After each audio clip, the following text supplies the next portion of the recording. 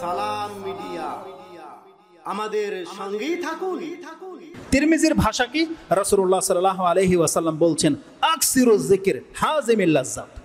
প্রত্যেকটা মুসলিমের দায়িত্ব, যে জান্নাত চায়, যে নাজাত চায়, তার উচিত সে যেন অলওয়েজ আকসিরুজ যিকির, তার অধিকাংশ জিকির যেন এমন বিষয় সম্পর্কে হয় যেই সময় যেই বিষয় নিয়ে ভাবলে তার সমস্ত স্বাদ আল্লাহ দূর হয়ে যায়। এমন বিষয় নিয়ে ভাবতে হবে। সেটা কি? রাসূল সাল্লাল্লাহু আলাইহি ওয়াসাল্লাম বলছেন ইয়ানি আল মউত, সেটা হচ্ছে মৃত্যু। তার মানে আকসিরুজ যিকির হাযিমিল লাজ্জাত। রাসূল বলছে তোমরা এমন বিষয় সব থেকে বেশি স্মরণ করো যেটা স্মরণ করলে তোমার সমস্ত স্বাদ দূর হয়ে যাবে। কিন্তু আমাদের পদক্ষেপের উল্টা। রাসূল সাল্লাল্লাহু আলাইহি ওয়াসাল্লাম থেকে দিক নির্দেশনা আমরা নেইনি, বরং আমরা মৃত্যুকে স্মরণই করতে চাই না, যাতে করে আমরা খেলতামশা আরাম আয়েশ করতে পারি।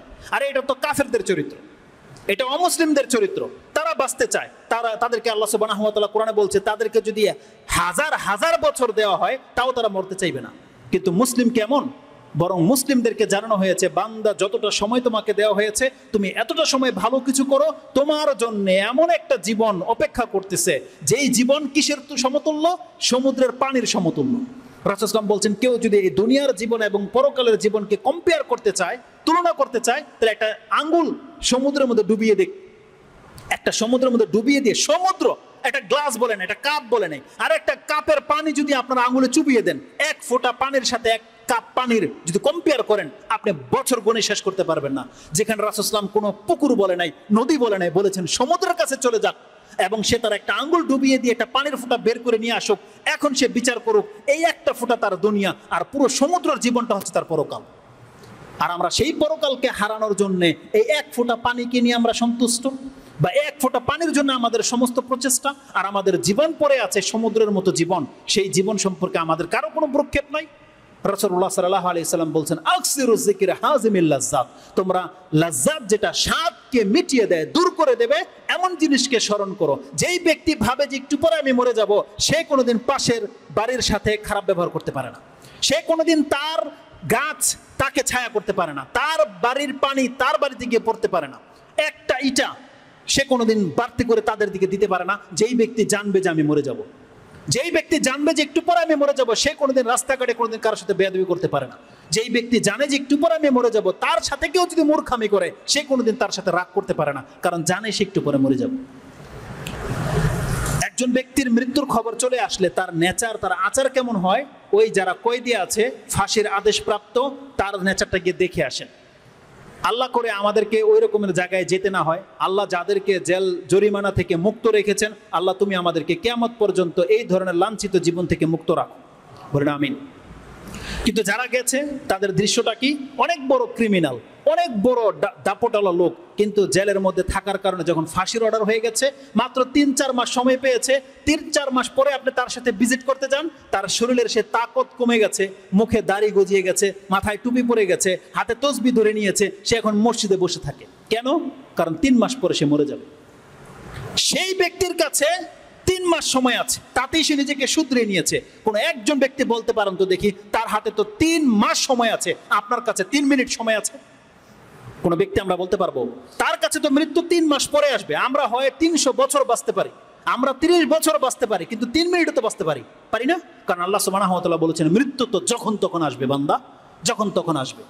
এই সংবাদটা আল্লাহর পক্ষ থেকে আমাদেরকে দেওয়া হয়েছে, আর ওটা দেওয়া হয়েছে রাষ্ট্রের পক্ষ থেকে, যে রাষ্ট্রের প্রধান বলেছে যে একে ৩ মাস পরে ফাঁসি দেওয়া হবে।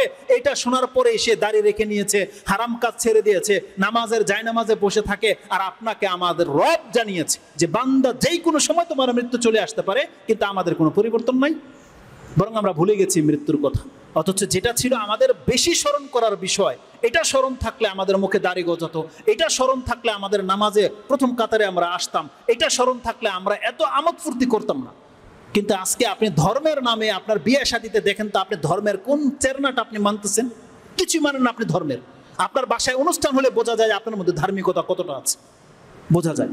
সেখানে অবাধ মেলামেশা, সেখানে মিউজিক বাজে, সেখানে কোনো আপনি কাউকে কিছু মনে করেন না যে আপনি যে মুসলিম, আপনি যে মসজিদ কমিটির লোক, আপনি এটা ভুলে যান। আপনার ঘরের মধ্যে হারাম কাজ চলে, এটা হতে পারে না।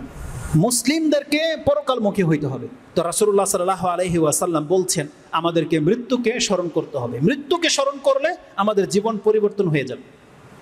আর এটা করতেই হবে, কেননা জানেন মৃত্যু যে কোনো সময় চলে আসবে। যেমনটা বলেছি, কেউ বাঁচতে পারেনি, কেউ জানে না কোথায় তার মৃত্যু হবে, কখন তার মৃত্যু হবে, কেউ জানে না।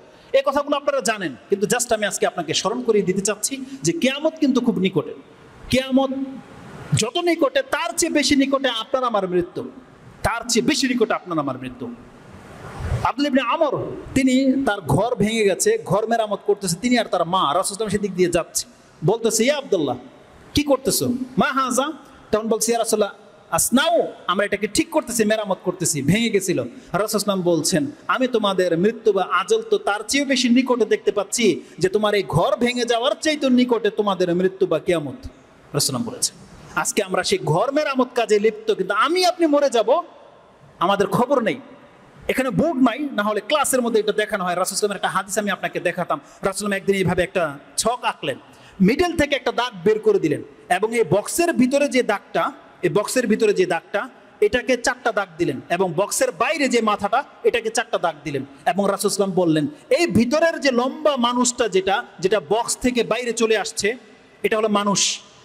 এই ব্যক্তির সীমানা হচ্ছে এখান থেকে বর্ডার পর্যন্ত, যেখানে দাগ পড়ে গেছে এটা হচ্ছে তার মৃত্যু।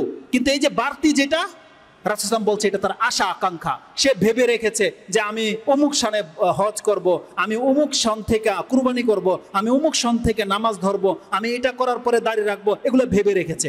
কিন্তু রাসূলুল্লাহ বলছেন অথচ এগুলো সব তার মৃত্যুর বাইরে, তার আগেই তার মৃত্যু চলে আসবে। যখনই ছোটখাটো একটা বিপদ হয় তখনই বলে নেয় আমি ভালো হয়ে যাব। আবার একটু বড় বিপদ আসে তখন বলে যে আমি দাঁড়িয়ে রেখে নেব, আমি এখন তওবা করে নেব। কিন্তু শেষ বিপদটায় যেটা তার মৃত্যু লেখা আছে, সে ভাবতে পারেনি, সেটা কালকে ভাবতে পারেনি। সে তো আশা করে বসে আছে আমি নামাজ পড়বো, আমি তওবা করবো, আমি হজ করব, কত আশা করে বসে আছে। সবগুলো আশা তার আজাল, তার সময়ের বাইরে পড়ে রয়েছে। আমাদের অধিকাংশ মানুষের অবস্থা তাই। এই জন্য যখন আপনি সময় পেয়েছেন এখন আপনি ভালো কাজ করেন, এখন আপনি ভালো কাজ করেন। আপনার পকেটে এখন টাকা আছে, এখন আপনি দান করেন। আপনি এখন সুস্থ, এখন সালাতে দাঁড়িয়ে যান। এখন আপনার বিবেক কাজ করতেছে, আপনি আল্লাহকে জপেন। এটা হওয়া উচিত ছিল এখন এই মুহূর্তের কাজ এগুলো। কিন্তু একটু পরের কোনো ভরসা নাই। রাসূলুল্লাহ সাল্লাল্লাহু আলাইহি সাল্লাম বলছেন যে কোনো সময় মৃত্যু চলে আসতে পারে। কোরআনে আল্লাহ সুবহানাহু ওয়া তাআলা একাধিক আয়াতে আমাদেরকে এটা স্মরণ করিয়ে দিয়েছে।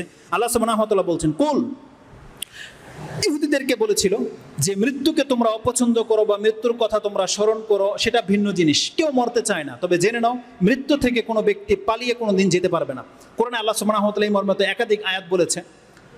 সূরা আর-রহমানের মধ্যে একটা চমৎকার আয়াত আছে। আল্লাহ বলছে ইয়া মাশারাল জিন্নি ওয়াল ইনস ইন ইসতাতাতুম আন তানফুযু মিন আকতারিস সামাওয়াতি ওয়াল আরদি ফানফুযু লা তানফুযু ইল্লা বিসুলতান। জিন এবং ইনসানকে আল্লাহ সুবহানাহু ওয়া তাআলা বলছেন, এটা সূরা আর-রহমান 55 নম্বর সূরার 33 নম্বর আয়াতে আল্লাহ সুবহানাহু ওয়া তাআলা বলছেন তোমাদের যদি ক্ষমতা থাকে তাহলে আল্লাহর বাউন্ডারিটাকে ক্রস করে দেখাও। আল্লাহর যে পাকড়াও আছে, আল্লাহর সীমানা থেকে তুমি বর্ডার পার করে দিয়ে দেখাও, পালিয়ে গিয়ে দেখো। পারবে না, লা তানফুযু, আল্লাহ বলছেন কোনোদিন পারবে না তুমি আমার এই সীমানার বাইরে চলে যেতে। আল্লাহ সুবহানাহু ওয়া তাআলা ইহুদিদেরকে উদ্দেশ্য করে বলছেন, সূরা জুমার মধ্যে যে আয়াতটা আছে 8 নম্বরে, রাসূল সাল্লাল্লাহু বলা হয়েছে আপনি বলে দেন ইহুদিদেরকে কুল ইন্নাল মাউতাল্লাযী তাফিররুনা মিনহু ফাইন্নাহু মুলাকীকুম সুম্মা তুরাদ্দুনা ইলা আলিমিল গায়ব ইলা আখিরিল। সেটা আমরা পরে আলোচনা করব। এতটুকু টুকরা রাসূল সাল্লাল্লাহু বলেছেন আপনি জেনে দেন যে তোমরা যে মৃত্যু থেকে পলায়ন করতেছো, কুল ইন্নাল মাউতাল্লাযী তাফিররুনা ফাইন্নাহু মুলাকীকুম, সেটা তোমাদেরকে সাক্ষাৎ করবে। তোমাকে যেতে হবে না, ওই মৃত্যুই তোমার ঘরে এসে তোমাকে নক করবে। যখন সময় হবে তখন সেটা এসে উপস্থিত হবে, তুমি পালিয়ে কোথাও যেতে পারবে না। আল্লাহ সুবহানাহু ওয়া তাআলা এটা শুধু ইহুদিদের জন্য বলেনি, এটা আমাদের প্রত্যেকের জন্য।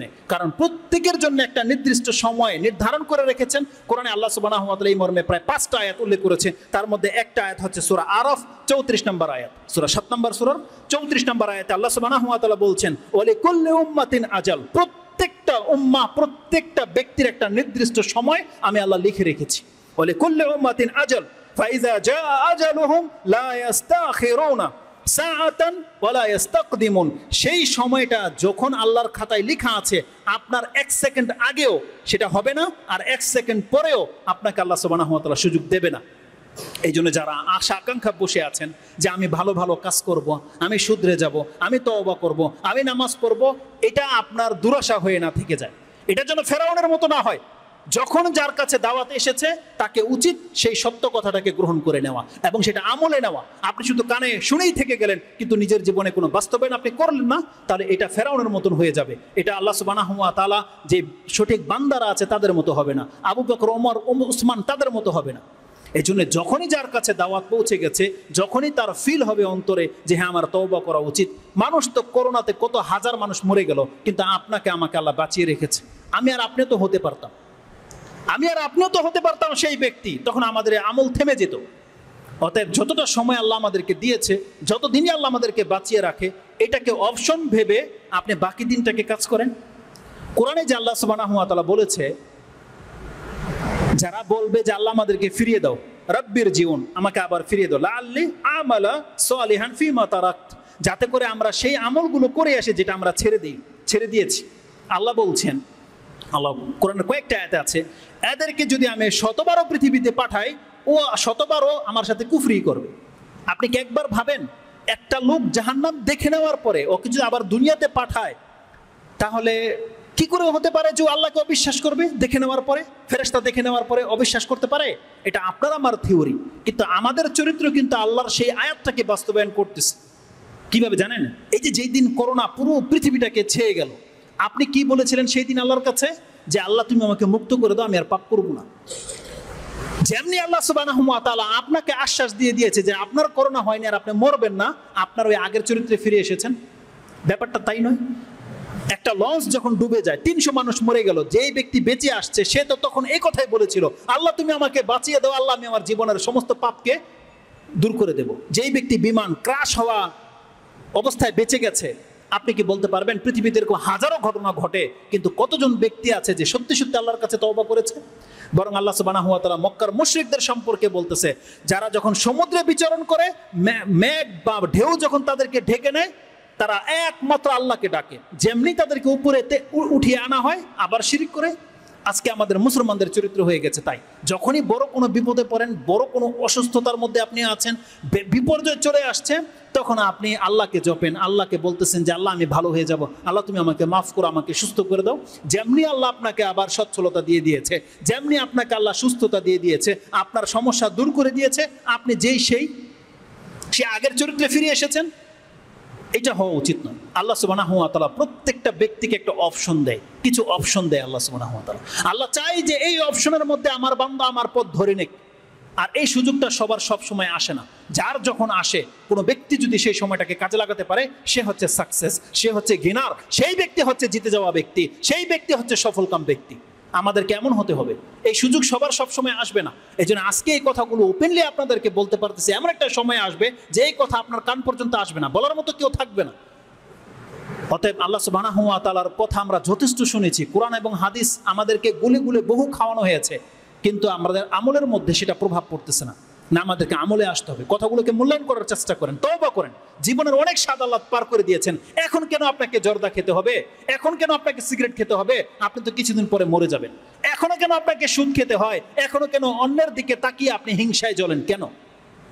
এই পৃথিবী তো আর বেশি দিন টিকবে না। যে কোনো সময় আমাদেরকে আল্লাহ সুবহানাহু ওয়া তাআলার কাছে যেতে হবে। তা আল্লাহ সুবহানাহু ওয়া তাআলা বলছেন, যখনই সে সময়টা চলে আসবে, সেই সময়টা থেকে কোনো ব্যক্তিকে এক মুহূর্ত পর্যন্ত ছাড় দেওয়া হবে না। আর আল্লাহ সুবহানাহু ওয়া তাআলা সূরা লুকমানের সর্বশেষ আয়াতে বলেছেন, 34 নম্বর আয়াতে, যে কোনো মানুষ জানে না কোন জমিনে কখন তার মৃত্যু ঘটবে। আল্লাহ সুবহানাহু ওয়া তাআলা বলছেন, ওমা তাদরি নাফসুম বিআইয়ি আরদিন তামুত, কোনো ব্যক্তি জানে না কোন জমিনে তার মৃত্যু হবে। তাহলে যখন আল্লাহ জমির কথাটা বলেছে, তাহলে যারা জমি নিয়ে রেশারেশি করেন, আপনি কিভাবে ভাবলেন যে এই বাড়িতে থেকে আপনার মৃত্যু হবে? কিভাবে ভাবলেন এটা? কেন ঝগড়া মানুষের সাথে তাহলে জমি নিয়ে, বাড়ি নিয়ে, বা প্রতিবেশীর সাথে? কেন আমাদের এই সমস্যা? কেন? কারণ আল্লাহ বলছেন, বান্দা তুমি জানো না যে কোন জমিনে তোমার মৃত্যু হবে। তো মৃত্যু যে কোনো সময় আসবে, এটা আপনি অপছন্দ করেন আর নাই বা করেন, মৃত্যু থেকে আজ পর্যন্ত না কেউ বাঁচতে পেরেছে আর না কেউ বাঁচতে পারবে। বরং আমাদেরকে চিন্তা করতে হবে যে আমার আপনার মৃত্যুটা ভালো মৃত্যু কিভাবে হয়, সহজ মৃত্যুটা কিভাবে হয়, এটা আমাদের করণীয়। জ্ঞানীদের উচিত এটা চিন্তা করা। এটাই ছিল আজকের আমার আলোচনার মূল বিষয়।